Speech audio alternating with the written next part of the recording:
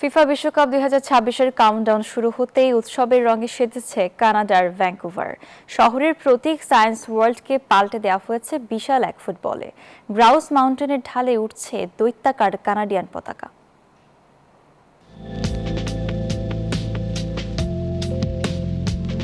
বিশ্বকাপের উন্মাদনায় রঙিন হয়ে উঠেছে কানাডার ভ্যাঙ্কুভার। ফিফা বিশ্বকাপ 2026 সামনে রেখে শহর জুড়ে চলছে চোখ ধাঁধানো প্রস্তুতি। সবচেয়ে বড় আকর্ষণ, সায়েন্স ওয়ার্ল্ডের বিশাল গম্বুজকে রূপ দেওয়া হয়েছে 40 মিটার ব্যাসের এক দৈত্যাকার ফুটবলে। দ্য বিউটিফুল ডোম নামে পরিচিত এই স্থাপনায় বসানো হয়েছে 131টি বিশেষ প্যানেল, যা বিশ্বকাপের অফিসিয়াল বল এডিডাস ট্রিউন্ডার আদলে তৈরি। যুক্তরাষ্ট্রের এক নম্বর জিম চেইন গোল্ডস জিম এখন আবারও বাংলাদেশে। বসুন্ধরা আবাসিক এলাকা ও বসুন্ধরা সিটি শপিং মলে। অন্যদিকে গ্রাউস মাউন্টেনের ঢালে উন্মোচন করা হয়েছে রেকর্ড করার দাবি করা এক বিশাল কানাডিয়ান পতাকা। 160 মিটার লম্বা ও 80 মিটার চওড়া এই পতাকার ওজন প্রায় 1587 কেজি।